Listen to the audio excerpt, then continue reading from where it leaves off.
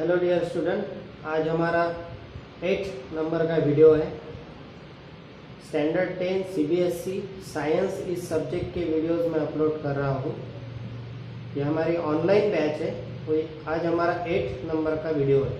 ठीक है, कल हमने देखा टाइप ऑफ रिएक्शन, हमारा टॉपिक शुरू था और कल उसकी लास्ट टाइप हमने देखी। तो कल जो हमारी लास्ट टाइप हुई, ठीक है, जो पहली टाइप थी हमारी वो कौन सा था? टाइप ऑफ केमिकल रिएक्शन में हमने जो देखा, पहला combination reaction, second decomposition reaction, third displacement reaction, fourth double displacement reaction. ठीक है, यानी कल जो हमने देखा वो था हमारी fourth type double displacement reaction. ठीक है, तो डबल डिस्प्लेसमेंट रिएक्शन चारों भी टाइप बहुत ही इजी थे। ठीक है, जल्दी से समझ में आने वाले थे। ठीक है, एग्जाम में लिखते वक्त आपको आंसर बड़ा करके लिखना है, डिस्क्रिप्टिव होना चाहिए। तो आप क्या करना, आपको एक ही एग्जाम्पल से टाइप समझ में आ जाएगा। ठीक है, लेकिन एग्जाम में लिखते वक्त आप उसके 2 या 3 एग्जाम्पल देना। अगर आपको डबल डिस्प्लेसमेंट रिएक्शन पूछता है तो आप उसके 2 या 3 एग्जाम्पल दो और वो तीनों भी एग्जाम्पल को एक्सप्लेन करो, यानी आपकी थियरी बढ़ जाएगी। ठीक है, और एग्जामिनर को मार्क देने में क्या करेगा, वो कंजूसी नहीं करेगा। ठीक है, उसको मैटर अच्छे से दिखेगा, डिस्क्रिप्टिव दिखेगा, 2-3 एग्जाम्पल भी दिखेंगे। ठीक है, तो वो अच्छे इंप्रेस हो जाएंगे और आपको अच्छा मार्किंग भी देगा। ठीक है, अगर एक ही एग्जाम्पल लिखते हो, उसे ही एक्सप्लेन करते हो तो थ्योरी छोटी हो जाएगी, इतना इंप्रेसिव नहीं रहेगा। ठीक है, तो कभी भी आंसर लिखते वक्त थोड़ा बड़ा होना चाहिए। ठीक है, इंप्रेसिव होना चाहिए, उसमें एग्जाम्पल होने चाहिए, उसमें डायग्राम होने चाहिए। ठीक है, क्योंकि चेक करने वाले के सामने आप नहीं है, आपका पेपर है, और पेपर जितना ज़्यादा इम्प्रेसिव होगा, जितनी अच्छी हैंडराइटिंग होगी, जितना अच्छा उसका प्रेजेंटेशन होगा, उतने ही अच्छे आपको मार्क देगा चेकर। ठीक है, तो ये थोड़ा स्मार्ट वर्क आपको करना पड़ेगा। तो कल हमने जो डबल डिस्प्लेसमेंट रिएक्शन देखा, उसमें हमने देखा कि रिएक्टेंट के बीच क्या होता है, आयंस का एक्सचेंज होता है। रिएक्टेंट के बीच आयन का एक्सचेंज होता है।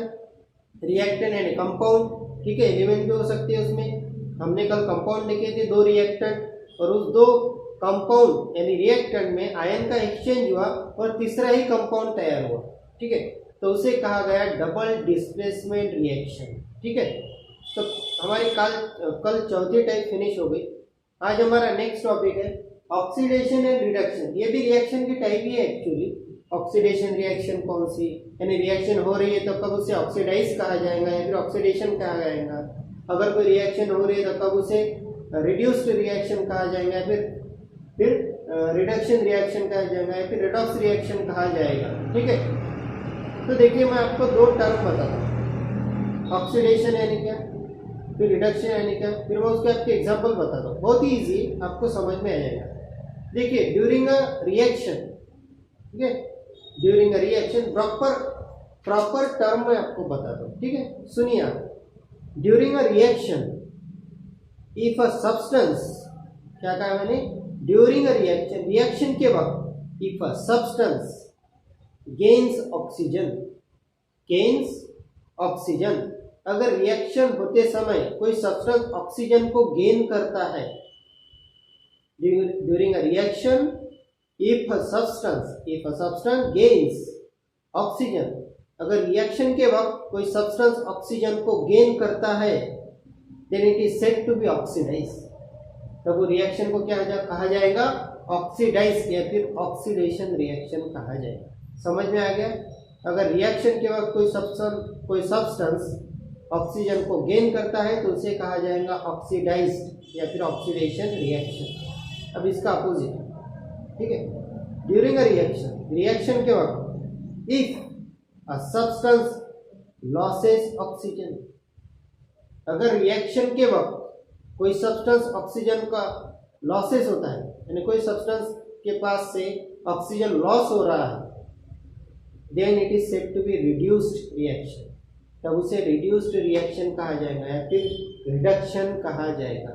समझ में आ गया? बहुत ही इजी। अगर रिएक्शन होते वक्त कोई सब्सटेंस ऑक्सीजन को गेन कर रहा है तो वो हो गया ऑक्सीडेशन या फिर ऑक्सीडाइज रिएक्शन। अगर रिएक्शन होते वक्त कोई सब्सटेंस ऑक्सीजन को लॉस कर रहा है, उसके पास से ऑक्सीजन लॉस हो रहा है, तो उसे कहेंगे रिडक्शन या फिर रिड्यूस्ड रिएक्शन। अब मैं आपको एग्जांपल दूंगा, ठीक है। एग्जांपल देते ही आपके माइंड में पूरा क्लियर हो जाएगा ऑक्सीडेशन और रिडक्शन, ठीक है। वैसे ही आपको समझ में आ गया होगा, इजी है। पर एग्जांपल के साथ एग्जांपल लेते हो, जब मैं एग्जांपल लेता हूँ तो पूरा पिक्चर आपके माइंड में फिट हो जाता है, ठीक है। तो देखिए,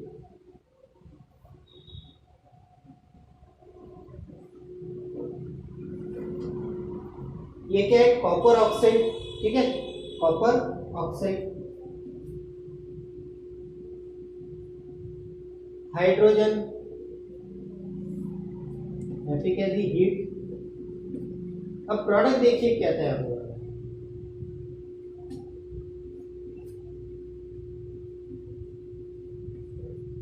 देखिए आपको कुछ चेंज नजर आ रहा है, ठीक है। हमने क्या देखा था, ऑक्सीडेशन यानी क्या, ऑक्सीडाइज होना यानी क्या, कोई रिएक्शन में कोई सब्सटेंस अगर ऑक्सीजन को गेन कर रहा है, क्या कहा था मैंने, ऑक्सीडाइज यानी रिएक्शन में कोई सब्सटेंस अगर ऑक्सीजन को गेन कर रहा है। देखिए यहाँ पर ऑक्सीजन, कॉपर ऑक्साइड, इस ऑक्सीजन को किसने गेन किया, इधर देखिए H2, यानी O कहाँ चला गया, यहाँ का O इधर चला गया। आए कुछ समझ में, क्या हुआ, ऑक्सीजन यहाँ से निकलकर यहाँ चला गया, यानी हाइड्रोजन ने उसको गेन कर लिया। रिएक्शन के वक्त ऑक्सीजन को क्या किया कि सब्सटेंस ने, कौन से सब्सटेंस ने, हाइड्रोजन ने उसको क्या किया, गेन कर लिया। तो ये क्या हो गया, ऑक्सीडेशन। ये क्या हो गया, ऑक्सीडेशन, यानी हाइड्रोजन ने क्या किया, गेन कर लिया ना इसको, तो ये क्या हो गया, ऑक्सीडेशन। कोई सब्सटेंस अगर ऑक्सीजन को गेन कर रहा है रिएक्शन होते वक्त, तो उसे कहेंगे ऑक्सीडेशन। तो देखिए यहाँ का ऑक्सीजन हाइड्रोजन ने गेन कर लिया और हाइड्रोजन क्या हो गया, वाटर में कन्वर्ट हो गया, ठीक है। अब क्या था, रिडक्शन। रिडक्शन में क्या देखा था हमने, रिड्यूस में क्या देखा था हमने, अगर कोई सब्सटेंस ऑक्सीजन को लॉस कर रहा है तो उसे कहा जाएगा रिडक्शन। देखिए यहाँ पर था ऑक्सीजन, लेकिन ऑक्सीजन यहाँ से निकल गया, लॉस किसका हुआ, इसका हुआ। देखिए यहाँ पर क्या रहा, ऑक्सीजन यहाँ से निकल गया, यानी यहाँ का ऑक्सीजन क्या हो गया, लॉस हो गया, ठीक है। तो इसे कहेंगे हम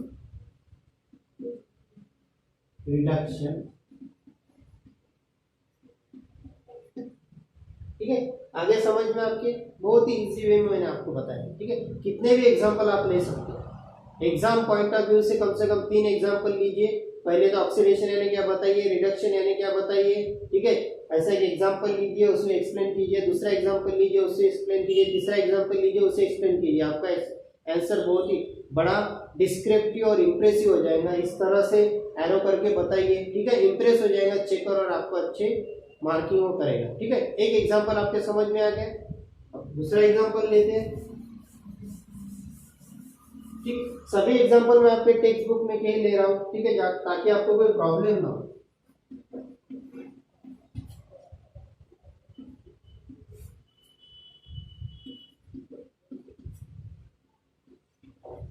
अब देखिए ऑक्सीजन गेन हो रहा होगा तो कौन सी रिएक्शन, ऑक्सीडेशन। किसने ऑक्सीजन गेन किया, देखिए इसने, यहाँ पर आ गया ऑक्सीजन, ठीक है। कार्बन अकेला ही था लेकिन ऑक्सीजन आ गया, तो ये क्या हो गया, ऑक्सीडेशन।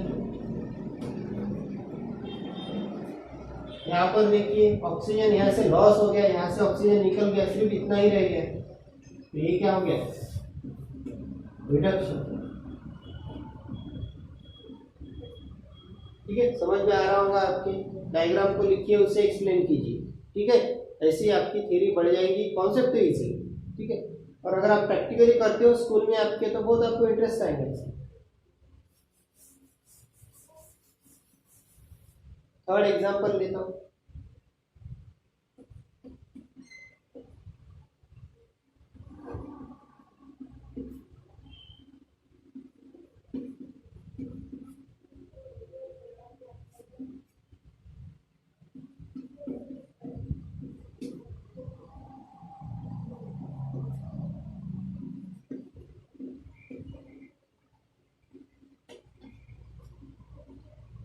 देखिए ऑक्सीजन यहाँ पर है, ठीक है, कहाँ पर चला गया, यहाँ पर चला गया, यानी इसे गेन कर लिया, इसने क्या किया, ऑक्सीजन को गेन कर लिया, ठीक है। ये क्या हो गया, ऑक्सीडेशन।